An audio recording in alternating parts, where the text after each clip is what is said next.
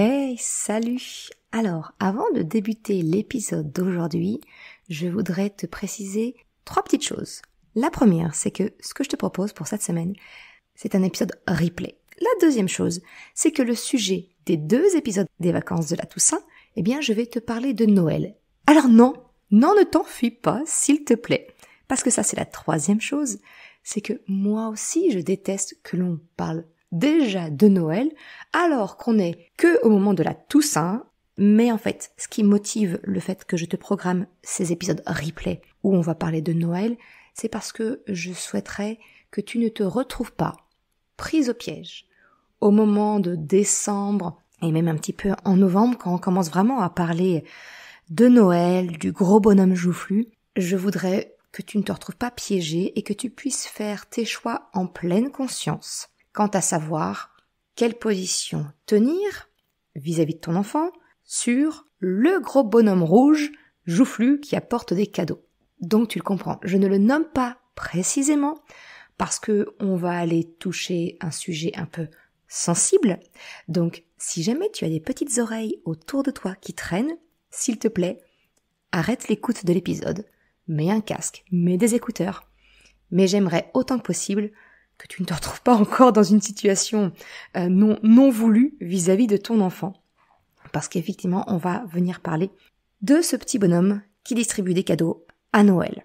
Bref, maintenant que ce petit spoiler est fait, que je t'ai expliqué que oui, je vais parler de Noël en plein mois d'octobre, que je ne suis pas fan moi non plus, mais je t'ai expliqué pourquoi, c'est pour que vraiment tu puisses faire ton choix en conscience. Bref, j'arrête mon blabla et je te laisse avec l'épisode replay du jour. Bonne écoute! Je suis Maude et tu écoutes l'épisode 24 du podcast « S'élever en même temps que son enfant ». Dans cet épisode, je te partage mes 5 raisons pour lesquelles j'ai fait le choix de ne pas faire croire au Père Noël à mes enfants, afin de te donner des éléments pour faire ton choix de manière consciente et éclairée. Salut et bienvenue sur le podcast « S'élever en même temps que son enfant ». Je suis Maude, coach certifiée chez Mercredi, mais surtout maman de 3 enfants. Sur ce podcast, je t'aide à conjuguer la bienveillance avec la réalité de ton quotidien de maman. Utiliser ton choix d'une parentalité bienveillante comme un accélérateur de ton propre développement personnel. T'aider à changer de regard sur les situations que tu vis avec ton enfant pour t'en servir, pour grandir et apprendre sur toi. Hey, salut! Je suis contente de te retrouver pour ce nouvel épisode. Épisode dont le sujet me tient à cœur. Car si tu me suis depuis un petit moment, tu sais que mon dada, à travers ce podcast et mon site Mercredi, où je te partage les articles écrits des épisodes, c'est de t'aider à faire tes choix en matière de parentalité de manière consciente, éclairée, et non pas par automatisme ou reproduction de ce que tu as connu ou que tu vois autour de toi. Tu sais que j'ai à cœur de t'aider à déconstruire tes réflexes et autres automatismes pour t'en créer de nouveaux que tu choisis en pleine conscience en ayant pesé les avantages et les inconvénients. Comme je te le mentionnais en spoiler alerte, si tu as ton ou tes enfants qui peuvent entendre l'épisode, je te recommande de mettre des écouteurs ou bien de l'écouter en leur absence. Parce qu'aujourd'hui, je vais te parler du Père Noël. Et plus précisément, te partager les 5 raisons pour lesquelles j'ai personnellement choisi de ne pas faire croire à mes enfants au Père Noël. Alors oui, je sais que nous ne sommes que début novembre, et moi non plus, je n'aime pas que l'on nous pousse à nous plonger dans Noël, alors même que la Toussaint et Halloween sont à peine passés. Mais je fais une entorse à mes propres convictions, afin de te partager dans cet épisode des éléments qui, peut-être, nourriront ta réflexion pour faire ton propre choix sans te retrouver prise au dépourvu quand ton enfant te posera des questions. Voilà pourquoi j'aborde cette question aujourd'hui alors qu'on est début novembre au moment de la sortie de l'épisode. Trêve de blabla, c'est parti pour l'épisode du jour. Aujourd'hui, je te partage les 5 raisons pour lesquelles j'ai fait le choix de ne pas faire croire à mes enfants au Père Noël. En fait, c'est un sujet que j'ai déjà abordé sur le site mercredi.com il y a quelques années. Si ça t'intéresse, je te mettrai le lien de l'article dans la description, si tu souhaites d'ores et déjà un peu creuser la question. Mais aujourd'hui, je te révèle pourquoi j'ai fait ce choix. Et la semaine prochaine, dans le nouvel épisode, j'aborderai la question qui m'est souvent posée. Mais alors, comment conserver la magie de Noël sans faire croire au Père Noël ? Alors avant de commencer, je tiens à t'informer que Noël a une grande place dans mon cœur. En fait, c'est ma fête préférée. Et il n'est pas du tout question pour moi de sacrifier ce bonheur de l'enfance à mes enfants. Mais d'un autre côté, j'ai également des valeurs qui me sont très chères et que je souhaite transmettre à mes enfants. Ces valeurs qui se traduisent dans les 5 raisons pour lesquelles j'ai fait le choix de ne pas leur faire croire au Père Noël et ce que je te partage aujourd'hui. Alors attention, mon but n'est pas de te faire culpabiliser ou de te convaincre. Si tu me connais, tu sais que c'est même tout l'inverse. Je vise plutôt la déculpabilisation. Mais je souhaite plutôt te partager cela afin de te permettre de faire ton choix, prendre tes décisions en pleine conscience, avec tous les éléments en main. Et après, c'est le choix de chacun. Et j'aurais tendance à dire que la valeur de tolérance est une des principales valeurs qui me tiennent à cœur. C'est la raison pour laquelle je parlerai beaucoup à la première personne dans cet épisode. Je te parlerai de moi. Je te partage mes raisons. Libre à toi de te les approprier ou non. Je ne suis pas là pour forcer qui que ce soit. Sur ce, attaquons la première raison pour laquelle j'ai fait ce choix. Comme tu le sais, la relation de coopération est pour moi essentielle avec les enfants. C'est d'ailleurs un des 12 premiers épisodes que j'ai publiés sur le podcast. L'épisode numéro 2, dans lequel je te partage les 3 raisons pour lesquelles je te conseille de choisir la relation de coopération. Eh bien, cette relation de coopération, elle est basée sur la confiance mutuelle. Je souhaite avoir confiance en mon enfant et je souhaite qu'il ait confiance en moi. C'est un des piliers de la parentalité selon moi. Alors la première raison pour laquelle j'ai décidé de ne pas faire croire au Père Noël à mes enfants, c'est pour la confiance. Il ne m'est pas concevable de prôner la vérité et la confiance 11 mois dans l'année et le mois de décembre arrivant, eh bien de mettre mes principes et mes convictions dans ma poche pour préserver la magie de Noël. Et sincèrement, tu verras, la magie, elle n'a pas du tout disparu avec le mythe du Père Noël. Les deux sont vraiment indépendants et peuvent vivre séparément. Ce que mes proches m'ont alors contre-argumenté, c'était que ce n'était pas vraiment un mensonge, le Père Noël. Il n'y a pas de mauvaise intention. C'est au contraire plutôt pour, entre guillemets, la bonne cause. Personnellement, en tant qu'adulte, je n'aime pas que l'on me cache des choses pour me protéger. C'est plutôt infantilisant, je trouve, de penser que je ne suis pas en mesure de comprendre ou de connaître quelque chose. Je ne fais donc pas de différence entre un mensonge avec un but, on va dire malveillant, qui va être de ne pas se faire prendre vis-à-vis d'une bêtise ou quoi que ce soit, et un mensonge avec un but plutôt bienveillant, protéger d'une nouvelle blessante ou bien entretenir un monde imaginaire avec le Père Noël. J'ai également entendu la comparaison avec les cachotteries qu'on peut faire dans le cadre d'une surprise. Là encore pour moi, ce n'est pas comparable. Si on me cache la préparation d'une fête en utilisant un mensonge, ce n'est pas la même chose à mes yeux, parce qu'alors je vais connaître la vérité d'ici quelques jours ou quelques semaines. Ça n'a rien de comparable avec le fait de faire croire à un enfant pendant plusieurs années, généralement entre le moment où il est en mesure de comprendre ce que les cadeaux de Noël représentent, donc vers l'âge de 3 ans, et jusqu'à environ 5-6 ans, voire même plus. Même si le but de faire rêver son enfant peut être louable, il n'y a pas de jugement là-dessus, personnellement, je ne suis pas prête à transiger sur ma valeur de confiance et de vérité. Il n'y a pas de bonnes intentions qui puissent le justifier à mes yeux. Le deuxième point qui m'a conduit à faire le choix de ne pas faire croire au Père Noël à mes enfants, eh bien, c'est dans la continuité de cette valeur forte chez moi que sont la vérité et la confiance. Il s'agit de l'exemplarité. Je ne peux pas demander à mes enfants la plus grande sincérité si je ne le suis pas moi-même avec eux. Tu le sais, je t'en parle souvent dans le podcast, mais la congruence est très importante selon moi pour créer une relation de confiance, de coopération, de sécurité avec ton enfant. Mon souhait, c'est que mes enfants ne doutent pas de mes propos, de moi, qu'ils aient confiance en moi, se sentent en sécurité concernant ce que je leur dis. Je dis ce que je fais et je fais ce que je dis. Pour cette raison, leur faire croire au Père Noël n'est pas une option envisageable pour moi.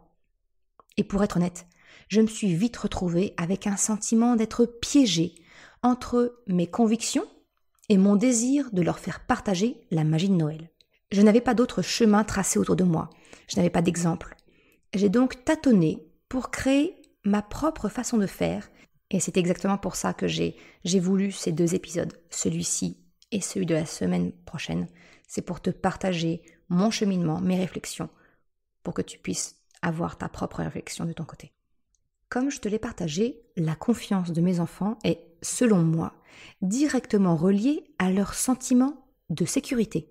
Je vais donc faire un petit aparté concernant le fait que certains enfants ont peur du Père Noël. Et franchement, quand on y regarde de plus près, c'est finalement très compréhensible et logique. Afin de protéger nos enfants, nous leur apprenons rapidement à ne pas accepter de bonbons, de cadeaux de la part d'inconnus dans la rue.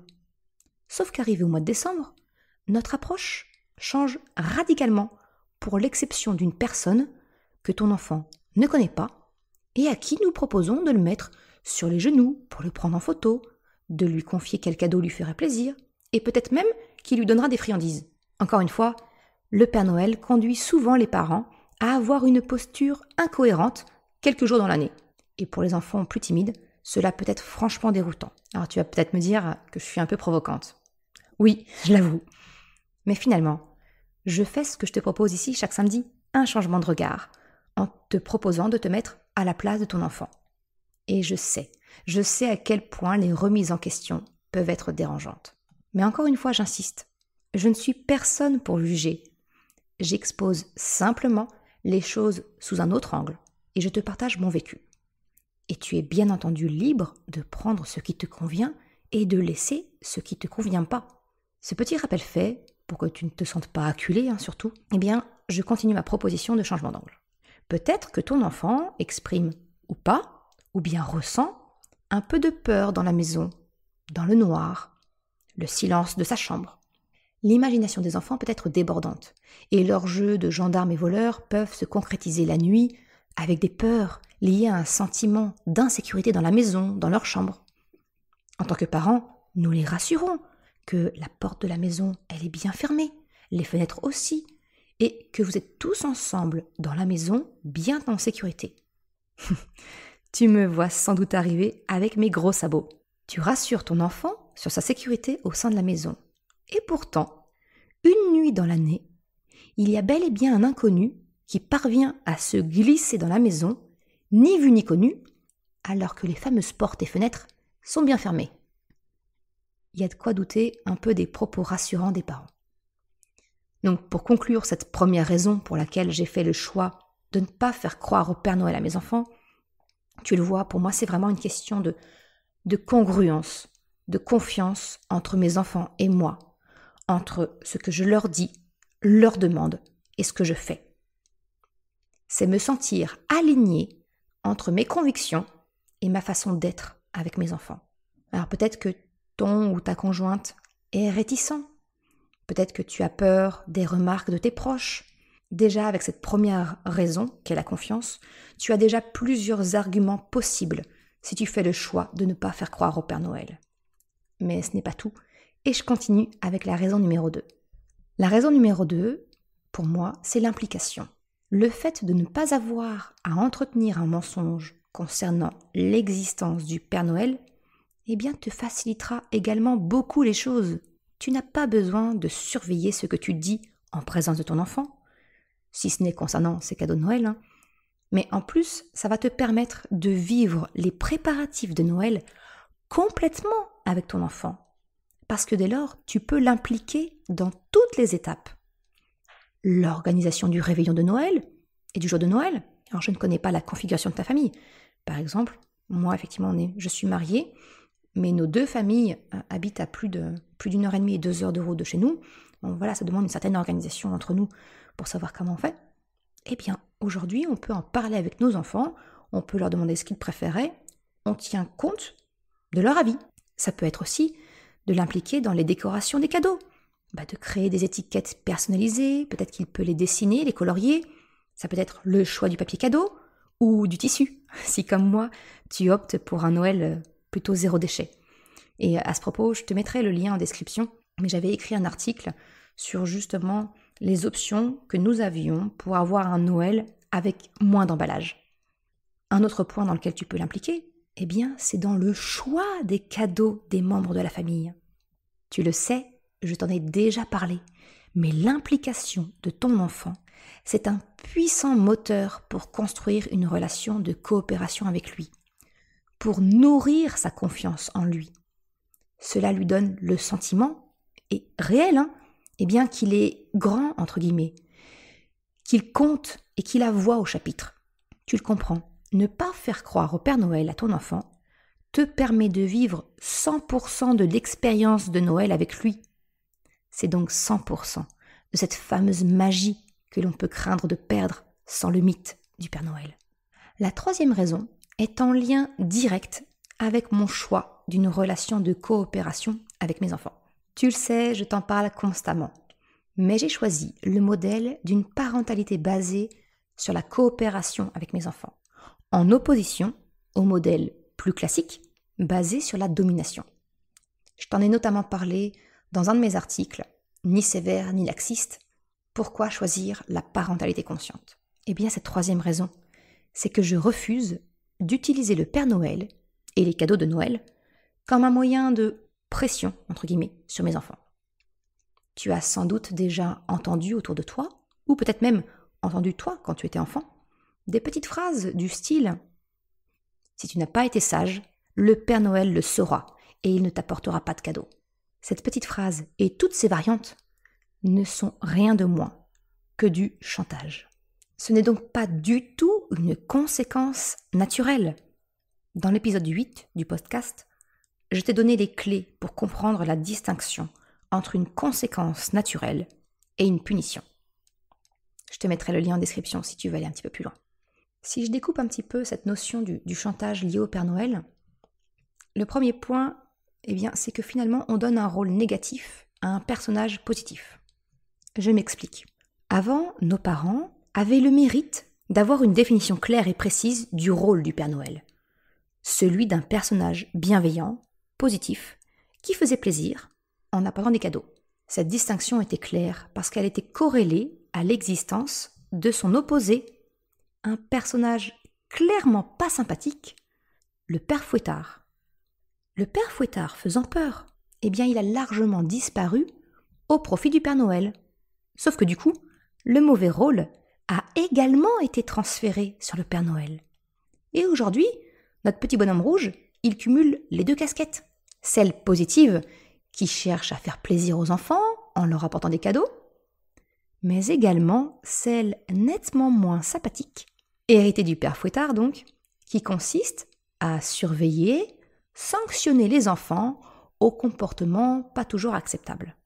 En gros, on a créé un personnage schizophrène qui joue en même temps le rôle du gentil et du mauvais flic. D'un côté, il manie la baguette et de l'autre, la carotte. Sauf que ton enfant, ce n'est pas un âne que tu cherches à faire avancer. Parce que le système de punition-récompense n'active pas le bon moteur de la motivation chez ton enfant. Il s'agit d'une motivation extérieure, comme je t'en ai parlé dans cet épisode 8 qui concerne les punitions. Mais également dans l'épisode 21, où j'aborde la question « Quand ton enfant ne t'écoute pas, pourquoi et comment faire ?» Je te mettrai les liens de ces épisodes en description. Si je vais un peu plus loin dans ma réflexion, et tu commences à me connaître, j'aime bien aller au bout d'une idée, eh bien, faire reposer, allez disons, l'obéissance, entre guillemets, de ton enfant sur un personnage temporaire, tel que le Père Noël, eh bien, c'est finalement un délestage des responsabilités parentales. C'est un transfert du détenteur de l'autorité parentale. Ce n'est plus toi qui fixes les règles et veille à leur respect. C'est le Père Noël. Et oui, j'utilise bien le terme d'autorité parentale. Ce n'est pas parce que j'ai fait le choix d'une parentalité bienveillante qu'il n'y a pas d'autorité parentale, de cadre éducatif. Bien au contraire, sans cadre ni règle, nous sommes plus proches du laxisme que de la parentalité bienveillante. Pour se sentir en sécurité, ton enfant a besoin d'un cadre, de règles. Et naturellement, il aura besoin de les tester. Personnellement, j'ai fait le choix de ne pas déléguer mon autorité à un personnage qui n'est là que quelques jours dans l'année. Comme je te l'ai expliqué, les règles, le cadre, sont garants du sentiment de sécurité de ton enfant. Je ne délègue pas cette partie-là, même si cela signifie avoir le mauvais rôle en apparence, quand il s'agit de les faire respecter ou d'expliquer les conséquences naturelles. Moi et mon mari sommes les adultes de confiance et de référence pour nos enfants, pas le Père Noël. Voilà donc une raison supplémentaire pour laquelle nous avons fait ce choix. Enfin, j'ai fait ce choix, je lui ai exposé ma façon de voir, et il m'a rejoint sur les conclusions de la remise en question de notre propre vécu en tant qu'enfant. C'est plus honnête, si je te le formule comme ça, même si c'est un peu plus long. La 4e raison pour laquelle je ne fais pas croire à mes enfants au Père Noël est également liée à une valeur qui est très importante pour moi. Le plaisir d'offrir et de recevoir. Allez, je vais le découper en 2 parties. La première chose, le plaisir de recevoir des cadeaux. C'est finalement la reconnaissance envers ceux qui les offrent. J'entends souvent autour de moi que les enfants sont trop gâtés, qu'ils croulent sous les cadeaux et se comportent parfois comme des enfants n'ayant pas du tout conscience de la valeur des choses, qu'ils ne se rendent pas compte. Et pour cause, les cadeaux offerts par le Père Noël, ils arrivent comme par magie. Et qui dit magie, dit déconnexion de la réalité, de la valeur marchande, pécuniaire. Rien n'est trop cher pour le Père Noël, il est magique. Ce sont ces lutins qui fabriquent les jouets commandés sur une liste de Noël qui a été postée. Il me semble injuste de reprocher aux enfants de ne pas se rendre compte, alors que nous avons sciemment décidé de relier les cadeaux à un personnage magique bien loin de la réalité économique de notre quotidien. Mes enfants, connaissant la réalité sur la provenance de leurs cadeaux, ils connaissent la réalité de notre quotidien.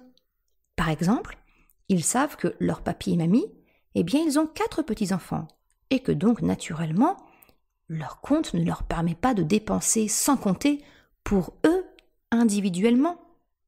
Exactement de la même manière que ton enfant a conscience de cette réalité pour ses cadeaux d'anniversaire. Ne pas faire croire au Père Noël permet, selon moi, d'éviter ce quiproquo, ce malentendu inconscient sur les cadeaux.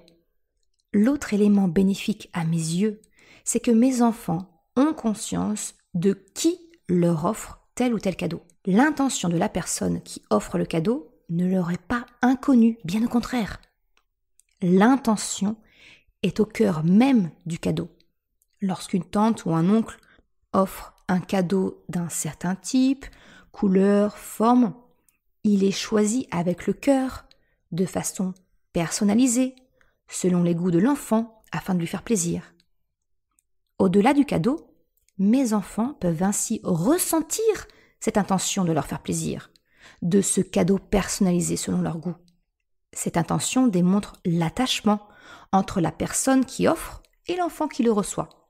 Ce n'est pas un cadeau impersonnel. Il a été choisi avec le cœur et cela se ressent. Mes enfants peuvent le percevoir. Cela nourrit indirectement leur confiance en eux, car ils se sentent ainsi compris, aimés, dignes d'attention. Ce n'est pas un simple objet. Le cadeau, c'est l'objet et l'intention. Et c'est cela qui permettra à ton enfant de goûter au plaisir de recevoir et de chercher à le reproduire par mimétisme et empathie. Le deuxième plaisir, c'est le plaisir de faire plaisir, offrir des cadeaux. Parce qu'un cadeau, il ne fait pas seulement plaisir à celui qui le reçoit. Tu le sais bien, toi. Ne pas croire au Père Noël, ça permet à ton enfant de ressentir la satisfaction de faire plaisir à l'autre. Les enfants qui croient au Père Noël, ils n'ont pas cette opportunité supplémentaire de goûter à ce plaisir, à cette joie ressentie lorsque l'on offre un cadeau, que l'on fait une surprise à une personne. Rien que pour cette raison, je suis heureuse de pouvoir sensibiliser mes enfants à ce plaisir. C'est un levier supplémentaire pour travailler leur empathie. Tu le sais, toi, tu le connais, ce bonheur de voir que ce que l'on a préparé, ce que l'on offre à l'autre lui fait plaisir. Si ton enfant n'a pas besoin d'être préservé de la vérité concernant le Père Noël, il pourra vivre cette expérience supplémentaire pour goûter à cette joie et cultiver, peut-être ainsi, chez lui, le plaisir d'offrir. Et si tu veux aller un peu plus loin dans cette joie d'offrir, eh bien je te partage ce qu'on a fait avec mes enfants l'an dernier. Peut-être que tu as entendu parler de ce mouvement solidaire qui consistait à offrir un colis cadeau pour des personnes en difficulté. Cela portait différents noms comme Opération Cadeau du Cœur ou les boîtes solidaires de Noël.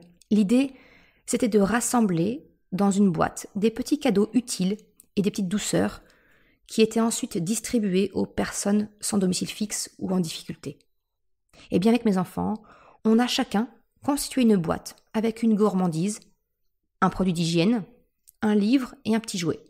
Alors les deux derniers étaient d'occasion, des livres et des jeux auxquels ils ne jouaient plus et qu'ils ont choisis eux-mêmes.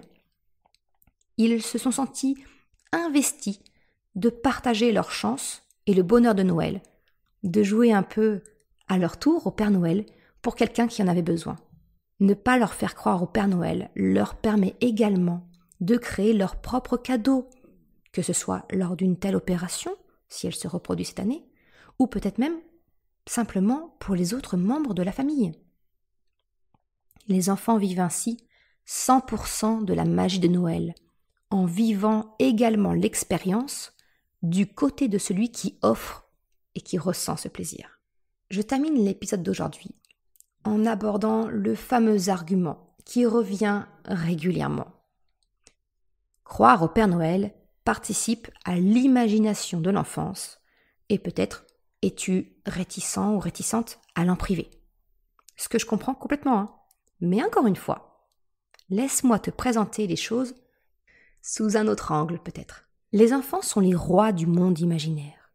Ils ont cette capacité naturelle à se projeter dans leur monde, leur aventure.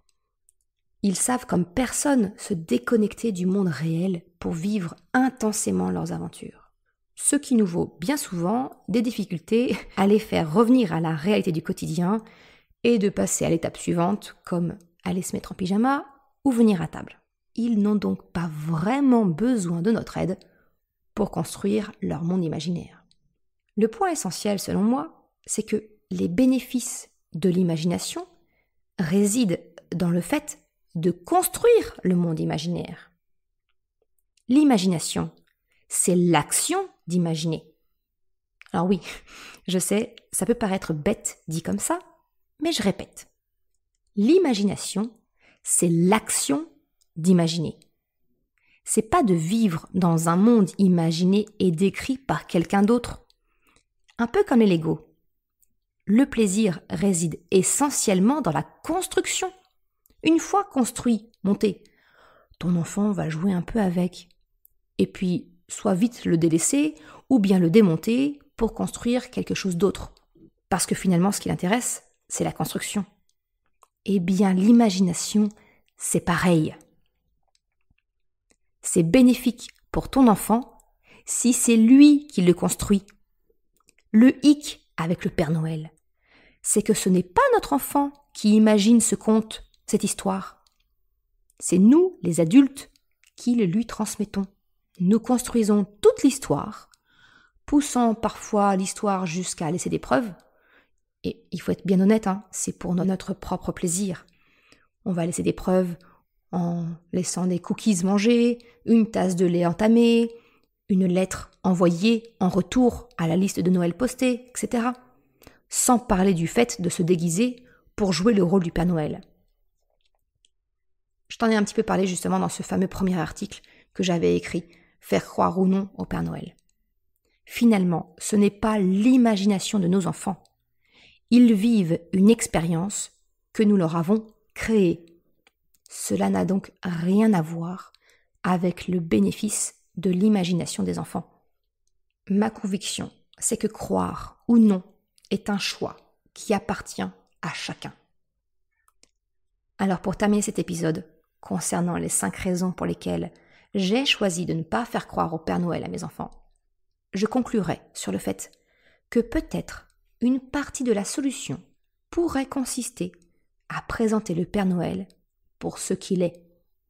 Un joli personnage d'une histoire, d'un conte, et de laisser l'imagination de ton enfant prendre le relais s'il le souhaite, sans pour autant l'orienter. Si ton enfant te pose la question, tu peux la lui retourner en lui demandant ce que lui, il en pense. Croire ou non à quelque chose, c'est le propre de chacun. C'est notre liberté de penser, notre libre arbitre. Je n'ai pas du tout parlé de Noël sous l'angle de la religion, tu l'auras remarqué. Mais pourtant, je vais me risquer à un petit parallèle.